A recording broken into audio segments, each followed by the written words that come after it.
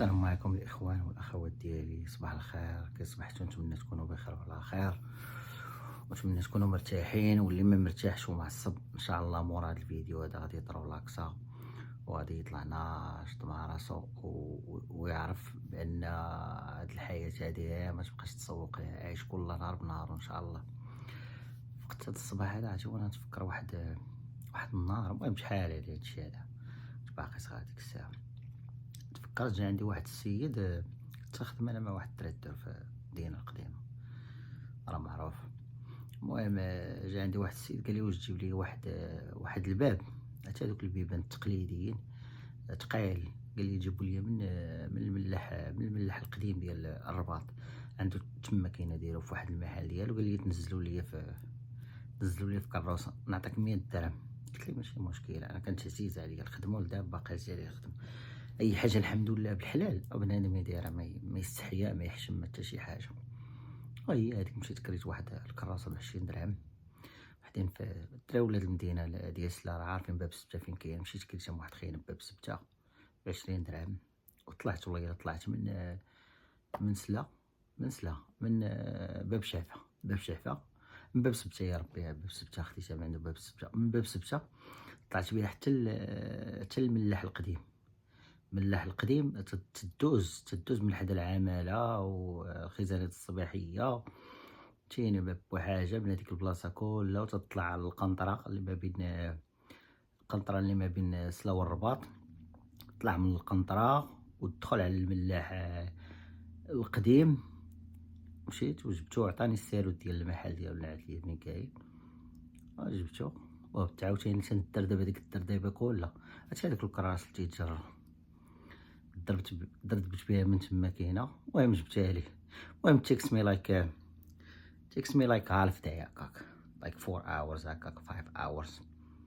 كنت ديك الساعه ماشي بحالها، كنت كيس بيبي، كنت ضعيف كيس بيبي. ونزلتها ليه وما تيقنيش والله الا جبتو. قلت ليه انت الباب ديالك راه 100 درهم فين هي، وجبدها مسكين عطاني ما عرفتش 150 درهم عجبو الحال. المهم انا هاد المثال البسيط اللي عطيتكم قلت لك زعما كاين بنادم يخدم اي حاجه، خصوصا هاد لي جون هادو اللي طالعين دابا، يا في المغرب يا هنا في ميريكان يا في اي بلاصه، مثلا في اوروبا في اي بلاصه. اهم حاجه هو انك تخدم بالدراع ديالك ويدو ذا رايت ثينك، وما تفكرش بنادم مثلا شنو غادي يقول. هذاك شافني مثلا تنجر كروسه، ولا شافني مثلا تنبيع ونشري، راه ولا مثلا كاين تيستعر من والديه تقول با مثلا مخدم شي خدمه، ولا مو مثلا كاين اللي مو تخدم عليه مثلا تخدم في الديور تصبان ولا شي حاجه. بالعكس خصك تفتخر بامك وباك بوالديك براسك، اي حاجه تديرها راه خدمه، هذيك خدمه تتعطى واحد السيرفيس وتتاخذ المقابل ديالو الفلوس عادي. وفي نفس الوقت الانسان تيخدم على راسو، تيقرا تيجتهد تيدير اي حاجه. المهم الخلاصه ديال القول هو انك منين دير شي حاجه ديما ديرها ليك نتايا المصلحه ديالك.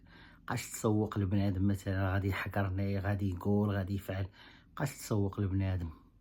في مره دير داكشي اللي تيكون مسلكك، ولاني شي حاجه اللي تتكون ليغال وشي حاجه اللي تتكون مزيانه تعم عليك بالفائده ليك نتايا الاول، بعدا كاين غادي تستافد.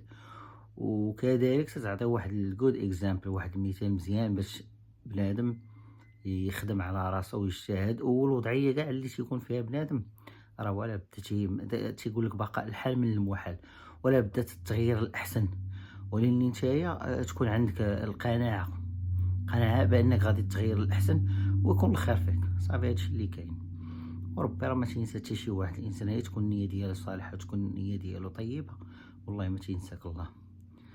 المهم اخوتي نتمنى هذا الفيديو القصير الخفيف يعجبكم، وبليز لايك اند سبسكرايب، وباش تعم الفائده للجميع. نتمنى لكم نهار زوين.